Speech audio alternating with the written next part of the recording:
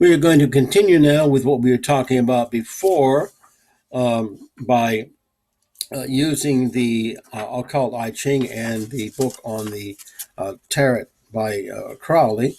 I did make this will be, by the way, called Ching Tarot 3, and it will be in the Tarot folder. Now, when I was quoting from this book before, in the section called Guru, which gives you the higher meaning of it, I mentioned Rumi as a Taoist philosopher. He's not. He is a Sufi philosopher, an Islamic Sufi philosopher. So I made a slight mistake. Now, we got to the point where the Catholic Church has professional bird watchers who still partake of the sacred ancient art. Now, here is another quote right after that from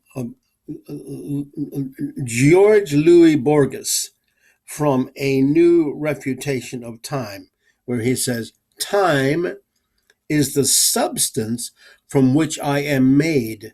Time is a river which carries me along, but I am the river. It is a tiger that devours me, but I am the tiger. It is a fire that consumes me, but I am the fire."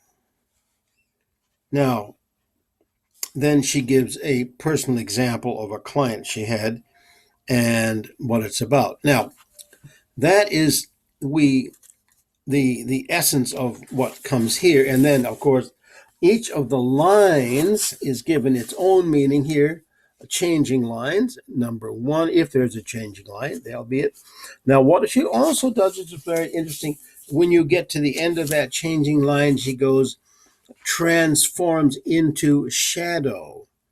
So what this means is psychologically, when you get one line here and it's changing, you go to what's called the shadow, which is the unconscious section of what the first one says. So now, that is an essence of some of what this hexagram 20 is, with, of course, that tarot card, which is known as Judgment there, but in the book about the Crowley deck, it is not called Judgment, as I said. It is called Adjustment. That's a rather different title, isn't it, though? And in this, of course, you have the picture of the Crowley card. Now, we can't give you a very close view of it. We'll get as close as we can.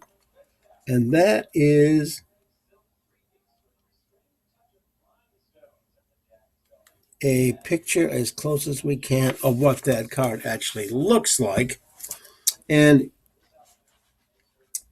this is what the card, this is called the foundation. Now, this is the foundation of the what the card is by those who are working on this analysis of this card. So we'll read the very first section of that, give you an idea of what it says. It says, the fascinating, almost exaggerated picture of harmony staged from its inner center and set into space contemplates the image of a fool and corresponds with a high priestess.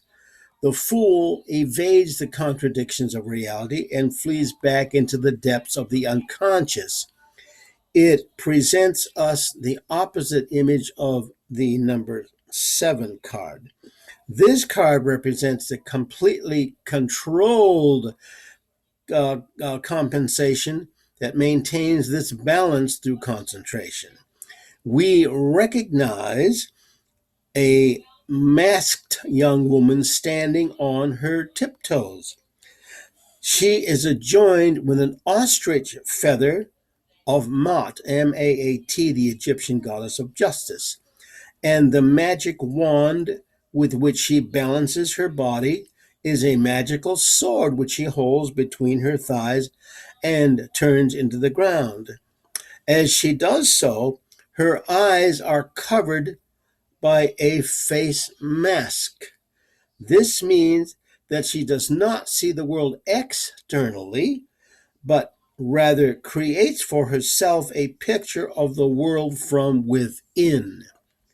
The inner adjustment of the world is represented by two large weighing scale pans in which alpha and omega find their complete balance. Since these scales are also fastened to a crown of inner wisdom, we recognize how the entire figure is held by its inner balance. Then it has a next section called World Harmony, and then we'll get some analysis of it. Now, that gives you some idea of the Crowley's card, how it is looked at as a foundation. Now, when we read this, we will be listening carefully to the parallels between what we heard in the esoteric tarot book about hexagram 20, because this was the tarot card suggested that parallels hexagram 20. So when we go further, we will go into what's called world harmony, and then we will go to the analysis and description of what's called adjustment, and it can also have many meanings. So we will come back to this shortly so that we don't run over time like we almost did the last time. So we will continue with the card number 8 called Adjustment in this book by these two people up here who work on the understanding of the Alexander Crowley's tarot cards. We will return shortly.